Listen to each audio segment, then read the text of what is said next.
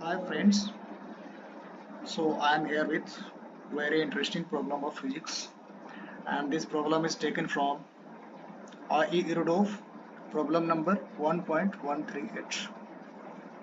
So in this problem, a horizontal plane supports a stationary vertical cylinder of radius r and disk A. Disk A is attached to the cylinder by horizontal thread AV. This is the horizontal thread. This is supporting the disk with this vertical cylinder. Thread length is AB. Thread length is L0, and initial velocity V0 is imparted to the disk. And initial velocity V0 is imparted to the disk in the direction perpendicular to the direction of string.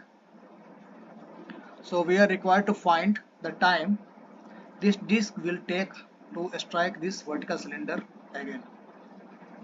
So हमें इस question में दिया गया है कि एक vertical cylinder है जिसकी रेडियस r है, जो कि एक हॉरिजॉन्टल प्लेन में रखा गया है और इससे एक स्ट्रिंग अटैच्ड है और स्ट्रिंग के दूसरे एंड पे एक डिस्क अटैच्ड है ए, जिसको हमने v0 वेलोसिटी दे दिया डिस्क इस स्ट्रिंग के परपेंडिकुलर डायरेक्शन में।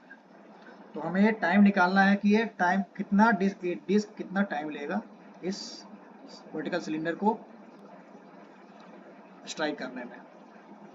तो ये T0 का सिचुएशन इनिशियली ऐसा सिचुएशन था। तो हम इस प्रॉब्लम को किसी जनरल टाइम पे एनालाइज करते हैं। Let we suppose T0। कुछ ऐसा सिचुएशन हो गया होगा कि ये जो स्ट्रिंग है थीटा एंगल वाइंड अप हो चुका है इस वर्टिकल सिलेंडर पे। थीटा एंगल वाइंड अप हो चुका होगा तो इस आर्क का लेंथ क्या होगा, arc radius into angle subtend जो कर रहा है वो आर थीटा। तो इस स्ट्रिंग का लेंथ कितना बचा हुआ होगा अनवाइंड लेंथ कितना होगा, L0 तो पूरा इनिशियल लेंथ था और आर थीटा वाइंड अप हो चुका है। This is wind up length और ये इनिशियल लेंथ। तो ये जो अभी जो इस कंडीशन में जो अनवाइंड लेंथ होगा, this is the unwind length of the string at this instant. तो हम ये एनालाइज करेंगे कि इस डिस्क पे क्या क्या फोर्सेस एक्ट कर रहे होंगे। तो डिस्क पे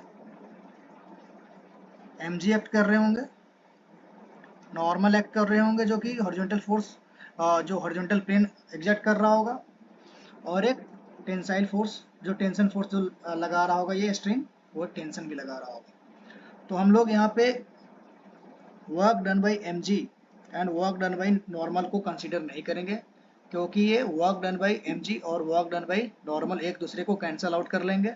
सो there is no sense to consider this two forces here. There is only one forces acting on the particle is T0, और T0 का जो डायरेक्शन है हमेशा इस पार्टिकल के वेलोसिटी के परपेंडिकुलर है, यानी कि direction of T0, direction of tension, direction of tension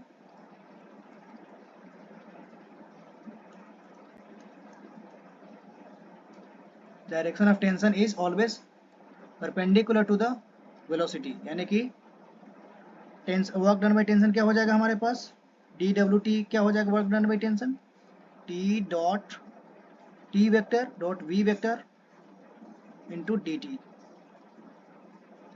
चूंकि ये दोनों हमेशा परपेंडिकुलर है तो T डॉट V हमेशा जीरो होगा, यानी कि work done by tension is always zero. तो हमें यहाँ से क्या कंक्लूजन मिलता है, हमारे यहाँ से कि work done by mg plus work done by normal, work done by mg plus work done by normal, ये दोनों तो एक दूसरे को कैंसिल आउट कर लेंगे, zero plus work done by tension, this is also zero. So work done by all forces is zero, work done by all force is zero. इसका मतलब क्या, वर्क एनर्जी थ्योरम से हम ये कह सकते हैं कि work done by all forces is zero, इसीलिए kinetic change in kinetic energy is always zero. Change in kinetic energy is always zero, इसका मतलब कि इसकी जो स्पीड है वो हमेशा कांस्टेंट रहेगी, यानी कि speed of the disc will be always remain constant.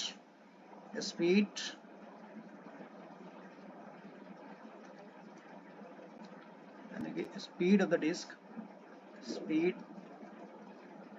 will always remain constant, always remain constant.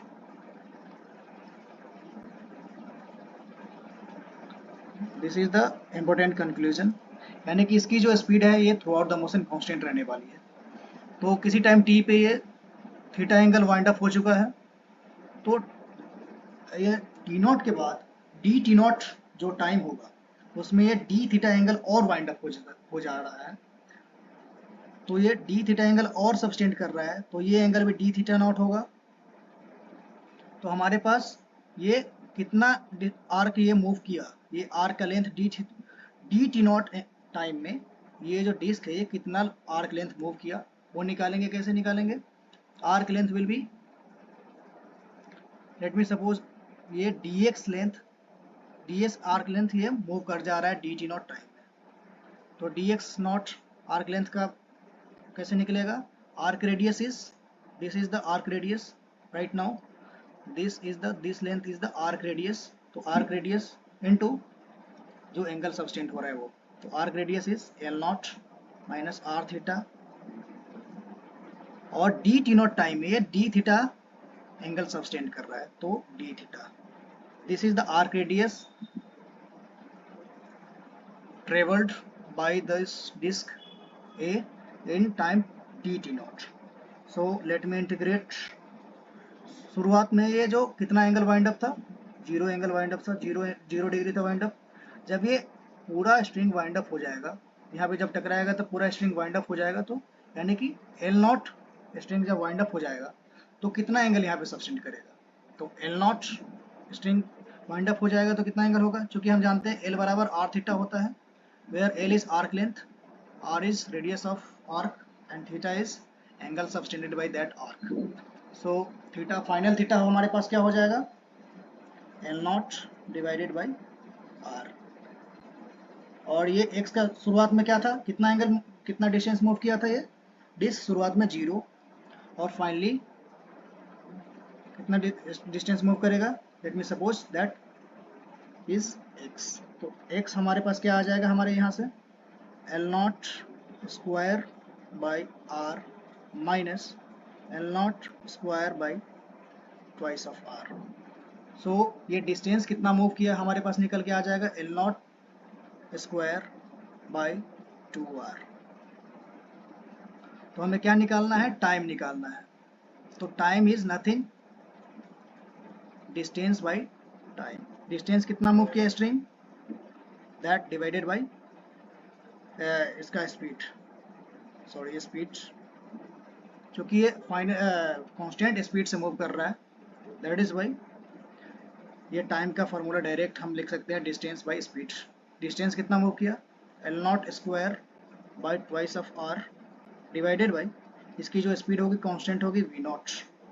So final answer of this question is L naught square divided by 2r v naught. This is the answer of this question. Thank you.